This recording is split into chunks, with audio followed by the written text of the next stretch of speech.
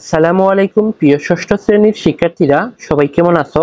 আশা করি সবাই অনেক ভালো আছো। তোমাদের বার্ষিক পরীক্ষার প্রস্তুতি কেমন চলতেছে তোমরা আমাকে কমেন্ট করে জানাবে। সো আজকে ভিডিওতে নিয়ে আসলাম তোমাদের বাংলাদেশ ও বিশ্ব পরিচয় বিষয়ে বার্ষিক পরীক্ষার একটি নমুনা প্রশ্নপত্র। সো ভিডিওটি তোমরা সম্পূর্ণ শেষ পর্যন্ত দেখতে থাকবে। তো তোমাদের অলরেডি কিন্তু অন্যান্য বিষয় যেমন যে গণিত, বিজ্ঞান, সেগুলোর নমুনা প্রশ্নপত্র আমাদের ইউটিউব চ্যানেলে এবং ফেসবুক পেজে অলরেডি আপলোড করা হয়ে গেছে। তোমরা যারা সেই ভিডিওগুলো পাওনি বা দেখোনি, তো তোমাদের সুবিধার্থে আমি সেই ভিডিওগুলোর একটি প্লেলিস্ট তৈরি করেছি। সেই প্লেলিস্টের লিংক এই ভিডিও ডেসক্রিপশন বক্সে দেওয়া থাকবে, অথবা আমাদের ইউটিউব চ্যানেলের যে প্লেলিস্ট অপশন আছে সেখানে গেলে তোমরা এই ভিডিওগুলো একসাথে পেয়ে যাবে। তো প্রিয় ভিডিও তোমরা কন্টিনিউ করতে থাকো এবং আমি ভিডিও শেষে বা ভিডিওর মাঝখানে আমি বলে দিব এই পিডিএফটা তোমরা কোথায় পাবে। তো তোমরা সবাই স্ক্রিনে লক্ষ্য করো। তো এখানে তোমরা দেখতে পাচ্ছ তোমাদের বাংলাদেশ ও বিশ্ব পরিচয়ে এটা তোমাদের পরীক্ষা হবে পূর্ণমান 100 নম্বরের পরীক্ষা হবে এবং সময় দেওয়া হবে 3 ঘন্টা। সো ফার্স্ট অফ অল তোমাদের বহুনির্বাচনী প্রশ্ন দেওয়া হবে 30টি বহুনির্বাচনী প্রশ্ন দেওয়া হবে। প্রতিটি প্রশ্নের জন্য 1 মার্ক করে থাকছে। তো এখানে এই 1 নম্বর যে প্রশ্নটি তোমরা স্ক্রিনে সবাই লক্ষ্য করো, যে গ্রীষ্ম প্রধান অঞ্চলের মানুষ কোন ধরনের কাপড় পরে। তো প্রিয়ক্ষেত্রে আমি জাস্ট তোমাদের অ্যান্সারগুলো দাগিয়ে দিব, তোমরা এগুলো পড়ে নিবে। আমি যদি প্রতিটি অপশন পড়ি তাহলে কিন্তু ভিডিওটি অনেক লং হয়ে যাবে। তো 1 নম্বর প্রশ্নের সঠিক অ্যান্সারটি হচ্ছে ক হালকা শ্রুতি। তারপর 2 নম্বর প্রশ্নে বলেছে প্রাচীন গ্রিস এবং রোমের জ্ঞান বিজ্ঞানের ঐতিহ্য কি নামে পরিচিত। তো 2 নম্বর প্রশ্নের সঠিক অ্যান্সারটি হচ্ছে ক রেনেসা। তারপর 3 নম্বরে একটি বহুনির্বাচনী প্রশ্ন দেখতে পাচ্ছি। তো এই এভাবে বহুপদী এমসিকিউ আকি যাকে আমরা বলি, এই বহুপদী এমসিকিউ তোমাদের কিন্তু এভাবে পরীক্ষায় থাকবে। তো বলছে এখানে উৎপাদন ব্যবস্থায় বিপ্লবের সূচনা হয়। তো 3 নম্বর প্রশ্নের সঠিক অ্যান্সারটি হচ্ছে এই যে ক নাম্বার 1 ও 2, অর্থাৎ 18 শতকে আর হচ্ছে বাষ্প ছড়িত ইঞ্জিন আবিষ্কৃত হলে। তারপর প্রিয়ক্ষেত্রে 4 নাম্বার প্রশ্নে বলেছে কোন শতকে বাংলাদেশ ঔপনিবেশিক যুগে প্রবেশ করে। তো 4 নম্বর প্রশ্নের সঠিক অ্যান্সারটি হচ্ছে খ 18 শতকে।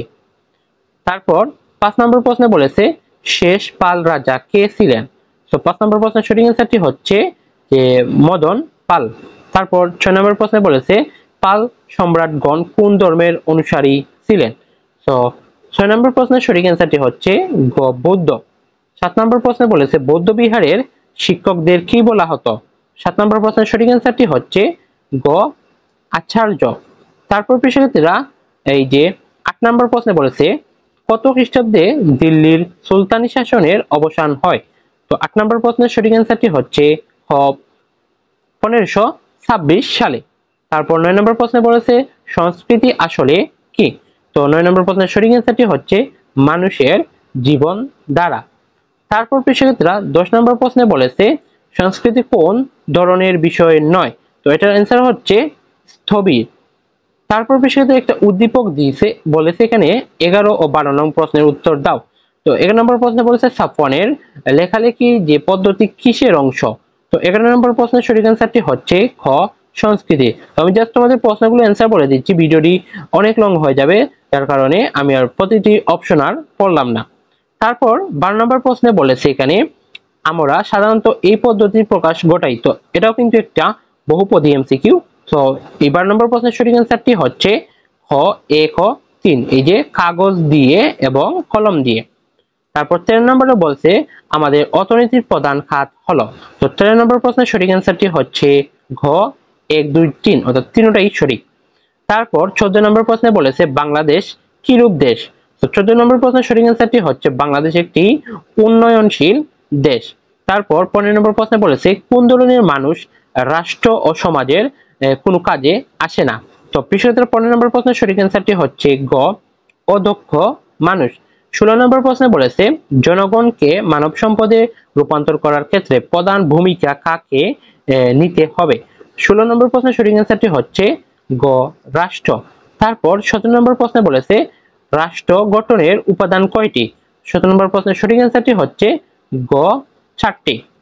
তারপর প্রিয়ক্ষেত্রীরা 18 নম্বর প্রশ্নে বলেছে সিঙ্গাপুর ও ভ্যাটিকান সিটি কোন ধরনের রাষ্ট্র। তো 18 নম্বর প্রশ্নের সঠিক অ্যান্সারটি হচ্ছে নগর কেন্দ্রিক রাষ্ট্র। তো তারপর প্রিয়ক্ষেত্রীরা এখানে বলছে নিচের উদ্দীপকটি পড়ো, 19 এবং 20 নং প্রশ্নের উত্তর দাও। তো তোমরা উদ্দীপকটি পড়ে নিবে।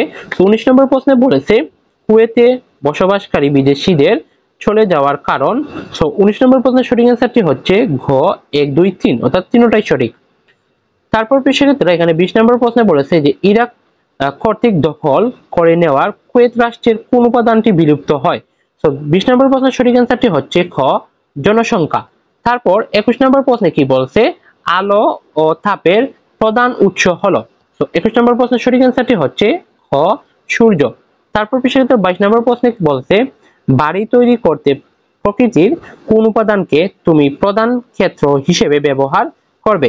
সো 22 নম্বর প্রশ্নের সঠিক অ্যান্সারটি হচ্ছে খ মাটি। তারপর 23 নম্বর প্রশ্নে বলেছে পানির শক্তি কাজে লাগিয়ে মানুষ কি করেছে। 23 নম্বর প্রশ্নের সঠিক অ্যান্সারটি হচ্ছে কল চালিয়েছে। তো তারপর বিষয়ত 24 নম্বর প্রশ্নে বলেছে শব্দ দূষণের ফলে আমরা কি ধরনের সমস্যার সম্মুখীন হই। 24 নম্বর প্রশ্নের সঠিক অ্যান্সারটি হচ্ছে ক মানসিক সমস্যা। তারপর 25 নম্বর প্রশ্নে বলেছে মানব শিশু বড় হয়। তো মানব শিশু বড় হয় মানে এখানে 25 নম্বর প্রশ্নের সঠিক অ্যান্সারটি হচ্ছে পরিবারে। তারপর 26 নম্বর প্রশ্নে বলেছে মানুষের মাঝে অকৃত্রিম ভালোবাসার জন্ম দেয় কোনটি। 26 নম্বর প্রশ্নের সঠিক অ্যান্সারটি হচ্ছে খ পরিবার। তারপর 27 নম্বর প্রশ্নে বলেছে ধর্মীয় উৎসব শিশু মনে কিসের সৃষ্টি করে। তো 27 নম্বর প্রশ্নের সঠিক অ্যান্সারটি হচ্ছে ক সম্প্রীতি। 28 নম্বর বলেছে বিশ্ব শান্তি স্থাপনের জন্য গঠিত সংস্থা কোনটি। তো 28 নম্বর প্রশ্নের সঠিক অ্যান্সারটি হবে গ জাতিসংঘ। তো তারপর বিশেষজ্ঞরা আবারও একটা উদ্দীপক দিয়েছে, বলেছে এখানে 29 ও 30 নং প্রশ্নের উত্তর দাও। তো 29 নম্বর প্রশ্নে বলেছে মুরাদ আলী গঠিত সংস্থাটির সাথে নিচের কোন সংস্থাটি মিল রয়েছে। তো 29 নম্বর প্রশ্নের সঠিক অ্যান্সারটি হচ্ছে ক সার্ক। তারপর 30 নম্বর প্রশ্নে বলেছে উক্ত সংস্থা গঠনের মাধ্যমে বাস্তবতার যেই দৃশ্যটি ফুটে উঠেছে তা হলো। তো 30 নম্বর প্রশ্নের সঠিক অ্যান্সারটি হচ্ছে ঘ। তো তিনটাই রাইট। তো পেশাদার এই হলো তোমাদের ষষ্ঠ শ্রেণী বাংলাদেশ ও বিশ্ব পরিচয় বিষয়ের বর্ণবিচিত্র প্রশ্ন এবং তার সমাধান। তো আমি এর উত্তরপত্র কিছুক্ষণ পরে দেখাবো। তো তারপর হচ্ছে সংক্ষিপ্ত প্রশ্ন। তো এখানে তোমাদের সংক্ষিপ্ত প্রশ্ন মোট 15টি দেওয়া হবে। তো 15টি থেকে তোমাদের যে কোনো 10টি সংক্ষিপ্ত প্রশ্ন অ্যান্সার করবে। প্রতিটি প্রশ্নের জন্য 2 মার্ক করে থাকছে। তো অ্যান্সার গুলো আমি কিছুক্ষণ পরে তোমাদের দেখাচ্ছি। তারপর হচ্ছে সৃজনশীল প্রশ্ন। সৃজনশীল প্রশ্ন এখানে তোমাদের মোট 8টি থাকবে। 8টি থেকে তোমাদের যে কোনো 5টি সৃজনশীল প্রশ্নের অ্যান্সার করতে হবে এবং প্রতিটি প্রশ্নের জন্য 10 মার্ক করে থাকছে। তাহলে মোট হচ্ছে এখানে 50 মার্ক। তো এই যে সৃজনশীল প্রশ্নগুলো এগুলো তোমরা দেখে নিও। আমি পিডিএফ কপি তোমরা কিভাবে নিবে সেটা আমি বলে দিচ্ছি। তো এখানে এই যে দেখতে পাচ্ছ বর্ণবিচিত্র প্রশ্নের অ্যান্সার গুলো দেওয়া আছে। তারপর হচ্ছে এখানে এই যে সংক্ষিপ্ত প্রশ্ন। তো আমি এখানে তোমাদের বলে দিই, এই যে এটা হচ্ছে 1 নম্বর সংক্ষিপ্ত প্রশ্ন উত্তর। তারপর হচ্ছে এই যে এটা 2 নম্বর সংক্ষিপ্ত প্রশ্ন উত্তর। তারপর হচ্ছে এটা 3 নম্বর সংক্ষিপ্ত প্রশ্ন ও উত্তর। তারপর হচ্ছে এটা 4 নম্বর সংক্ষিপ্ত প্রশ্ন উত্তর। তো তারপর এটা 5 নম্বর সংক্ষিপ্ত প্রশ্ন উত্তর। তারপর এটা 6 নম্বর সংক্ষিপ্ত প্রশ্ন উত্তর। তারপর হচ্ছে এটা 7 নম্বর সংক্ষিপ্ত প্রশ্ন উত্তর। তারপর হচ্ছে এটা 8 নম্বর সংক্ষিপ্ত প্রশ্ন এবং উত্তর। এটা হচ্ছে 9 নম্বর সংক্ষিপ্ত প্রশ্ন উত্তর। এটা হচ্ছে 10 নম্বর সংক্ষিপ্ত প্রশ্ন উত্তর। তারপর এটা 11 নম্বর সংক্ষিপ্ত প্রশ্ন উত্তর। এটা হচ্ছে 12 নম্বর সংক্ষিপ্ত প্রশ্ন উত্তর। এটা হচ্ছে 13 নম্বর সংক্ষিপ্ত প্রশ্ন উত্তর। তো তারপর হচ্ছে এই যে 24 নম্বর সংক্ষিপ্ত প্রশ্ন উত্তর এবং সর্বশেষ এটা হচ্ছে 25 নম্বর সংক্ষিপ্ত প্রশ্ন উত্তর। তো এখান থেকে তোমাদের যে কোনো 10টি অ্যান্সার করতে হবে। তো এই যে কিন্তু আরো আছে এখানে, এগুলো তোমরা পড়ে নিবে। তো তারপর হচ্ছে সৃজনশীল প্রশ্ন। এটা হচ্ছে সৃজনশীল প্রশ্ন 1। তার অ্যান্সার গুলো কিন্তু এই যে এখানে দেওয়া আছে, ভালো করে তোমরা এটা পড়ে নিবে। তো আমি আর বললাম না, তো ভিডিওটি অনেক লং হয়ে যাচ্ছে। তো বিষয়টা এখন বলি, তোমরা এই যে পিডিএফ কপি এটা তোমরা কিভাবে নিবে। তো এটা নিতে হলে জাস্ট তোমরা স্ক্রিনে যে একটি পেজ দেখতে পাচ্ছ আমাদের ইজি এডু, এই পেজটিকে ফলো করতে হবে। এখানে কিন্তু এই যে আমি এর চিহ্ন দিয়ে দেখিয়ে দিয়েছি, এখানে ফলো অপশন, জাস্ট এই ফলো অপশনে একটি ট্যাপ করবে। তো এই ফলো অপশনে কি করবে, ফলো দিয়ে একটা স্ক্রিনশট নিবে। স্ক্রিনশট নিয়ে আমাকে স্ক্রিনশট সহ ইনবক্সে মেসেজ দিবে যে ভাই আমি আপনার পেজটি ফলো দিয়েছি। তো তোমরা যদি স্ক্রিনশট সহ আমাকে ইনবক্সে মেসেজ দাও তাহলে আমি তোমাদের চেক করে আমাদের একটি প্রাইভেট হোয়াটসঅ্যাপ গ্রুপ আছে, অলরেডি কিন্তু প্রায় অনেক শিক্ষার্থী যুক্ত হয়ে গেছে। তো সেই গ্রুপে আমি তোমাদের যুক্ত করে নিব। তো সেখানে যুক্ত হলে কি হবে, আমি এই যে নমুনা প্রশ্নপত্র দেখিয়েছি এগুলোর পিডিএফ কপি তোমরা এই হোয়াটসঅ্যাপ গ্রুপেই পেয়ে যাবে।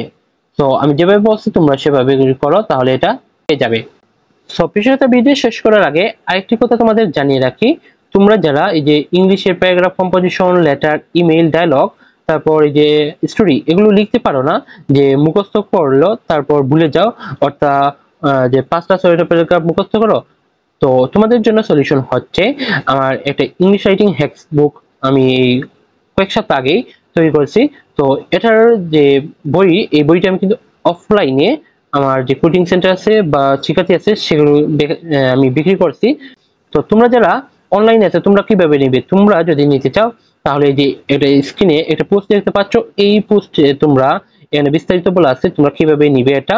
তো অথবা এই যে নাম্বার দেওয়া আছে এই নাম্বারে যোগাযোগ হোয়াটসঅ্যাপ করলে তোমরা এগুলোর শর্টকাট ফরম্যাট অর্থাৎ কিভাবে একটি দিয়ে 100টা 200টা প্যারাগ্রাফ লিখবে সেটার ফরম্যাট কিন্তু তোমরা পেয়ে যাবে।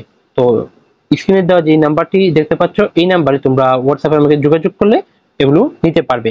তো বিষয়টা এই ছিল আজকে ভিডিও। আমরা নেক্সট ভিডিওতে কোন বিষয়ের ভিডিও নিয়ে আসবো তোমরা অবশ্যই দ্রুত কমেন্ট করে জানাবে। আর তোমরা এই যে নমুনা প্রশ্নপত্র দেখিয়েছি এবং উত্তরপত্র এটার পিডিএফ কপি নিতে হলে জাস্ট আমাদের ফেসবুক পেজটিকে ফলো করবে। আমাদের ফেসবুক পেজের লিংক এই ভিডিও ডেসক্রিপশন বক্সে দেওয়া থাকবে, অথবা ফেসবুকে ইজিটু সার্চ করলে আমাদের পেজটি সর্বপ্রথম পেয়ে যাবে। তো এই ছিল আজকে ভিডিও, সবাইকে নেক্সট ভিডিও দেখার আমন্ত্রণ জানিয়ে আজকে ভিডিও এখানে শেষ করছি। আল্লাহ হাফেজ।